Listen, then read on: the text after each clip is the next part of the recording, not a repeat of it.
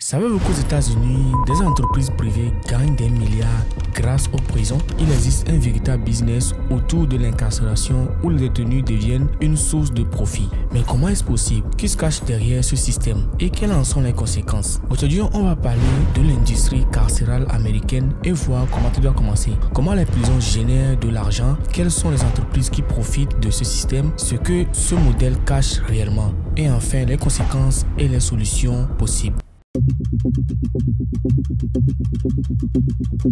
Avant de comprendre comment les prisons génèrent du profit, intéressons-nous à l'histoire. Comment en est-on arrivé là? Alors, tout commence dans les années 1980 avec la politique de la War of Drugs. Lancée sous Reagan, l'objectif c'était zéro tolérance contre la drogue avec des peines plus sévères et des incarcérations de masse. Résultat, la population carcérale explose. En 1981, on compte environ 500 000 détenus aux États-Unis. Aujourd'hui, ce chiffre dépasse les 2 millions de personnes dans les prisons. Cela signifie que les États-Unis représentent 5% de la population mondiale, mais 20% des détenus de la planète. Mais alors, face à cette surpopulation, comment le gouvernement a-t-il réagi? C'est là qu'interviennent les prisons privées. Maintenant que l'on comprend l'origine du problème, voyons comment ces prisons génèrent de l'argent.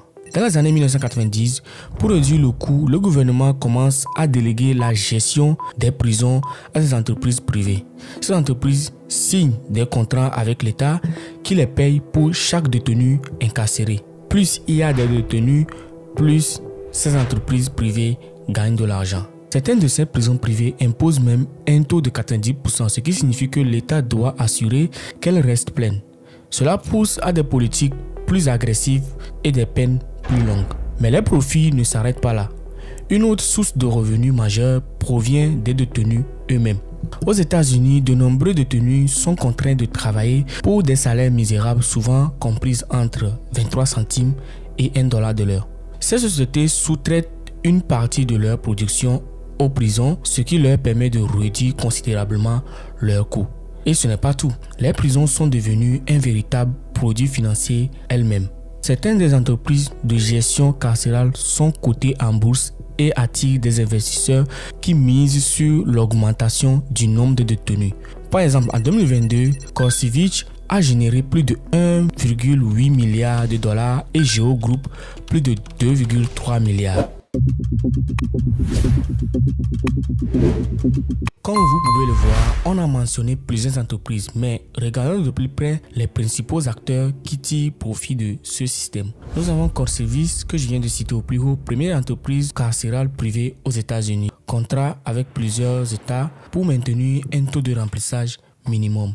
Il y a aussi Geo Group, leader mondial dans la gestion de prisons privées. Il gère aussi des centres de détention pour immigrés. Il y a JP Morgan Chase et Bank of America. Ces banques ont historiquement financé des prisons privées en leur accordant des prêts massifs. Nous avons aussi le Management and Training Corporation, MTC, troisième plus grande entreprise carcérale privée aux États-Unis. Et j'en passe. Ces entreprises investissent des millions en lobbying pour influencer les lois et garantir que l'incarcération reste un marché en pleine expansion.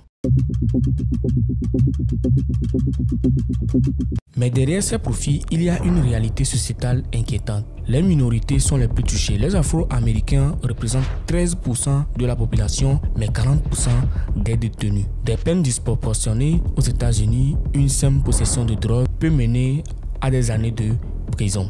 Un impact dévastateur sur les familles. Chaque détenu, c'est une famille brisée, des enfants qui grandissent sans revenus. Mais dans tout ça, quelles sont les conséquences de ce système? Il y a un coût énorme pour des contribuables de 80 milliards de dollars par an. Une justice aussi qui favorise l'incarcération au lieu de la réhabilitation. Comme solution, moi je peux tout simplement dire qu'il faut interdire des prisons privées comme en Californie, réformer la justice pour privilégier les alternatives à la prison, investir aussi dans la rééducation et la prévention plutôt que dans l'incarcération. Donc voilà les amis, nous sommes presque à la fin. Comme vous pouvez le voir, les prisons aux États-Unis ne sont pas seulement des lieux de détention. Elles sont devenues un business extrêmement lucratif. Derrière chaque détenu, il y a des milliards de dollars en jeu. Mais à quel prix? La question est simple. Est-il moralement acceptable de faire du profit sur l'incarcération? Dites-moi ce que vous en pensez dans les commentaires et je me ferai quand même le plaisir de vous lire. Si cette vidéo t'a plu, n'hésite pas à liker et à partager. Si c'est ta première fois de découvrir ma chaîne, partage aussi autour de toi, abonne-toi. Dans ma dernière vidéo, j'ai parlé des pyramides. Comment est-ce que ces pyramides ont été construites et continuent de tenir debout jusqu'à aujourd'hui, près de 4500 ans plus tard, sans être effondrés, qui traversent le temps, les tempêtes, tout ça. Allez regarder si ça vous tente.